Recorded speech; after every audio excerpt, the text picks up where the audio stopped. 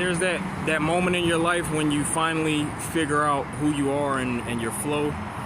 You start to realize like how lost you were when you were younger, and it's a really dope level of gratitude that you have for life once you reach this point, because you know all the experiences that had to happen in order for you to get to a point where you're truly happy and at peace. I'm at that moment. I'm at that point in my life, and when you hit that moment, you can start to live every day with an intentional energy that is in line with who you know you're supposed to be out here.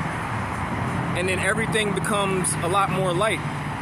Like, you still have to face the daily obstacles and challenges that present themselves, because nobody's in complete control of their life. You're kind of at the mercy of the things that are happening. Sometimes your past decisions will catch up to you. Your present moment is a collection of all the decisions that you've made to this point. You can't get completely away from who you used to be. But you get to a point where you learn how to live for yourself. And then you can start at these checkpoints. Like at this particular checkpoint, you start to make decisions that are in line with this new version of you that you've become, which is the person you've always wanted to be. You just had to learn. You had to operate at less of yourself.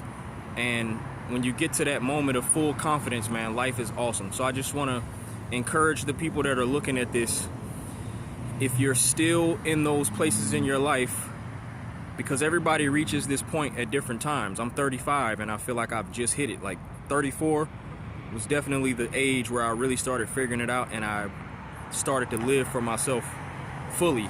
Started to really step into my own and own everything that it is about me. And I'm still learning. Every moment will present you with new challenges and teach you new things about yourself. You have to get to those points where you feel like giving up. Everybody's had their moments of just saying, man, I am done with this, on whatever level it is. I've had my moments where I've wanted to like stop being the dreamer and stop being the creative, because I got too caught up in my position in the world, in the material world, having things. You don't need money to be powerful in this world. Anybody can make people move with money. You know how they say money talks and money makes people move? Yeah, it's easy. Anybody with money can use their money to get people to move. But when you can get to a point in your life where you can just use your energy and your essence to get people to move and to get things to move in your life, that's when you know you've reached a level of peace that nobody can ever take away from you. And I never wanted to be a slave to the money. And I know now for sure, 100%, that I will never be a slave for money, and I would never need a lot of money to create change and to have an impact on humanity. I'm having that impact right now. And it's a great feeling to not be at the mercy of money. Know yourself, learn yourself, don't ever give up on yourself, and move in love, because that's what we all want. You have to be an embodiment of what you want to be.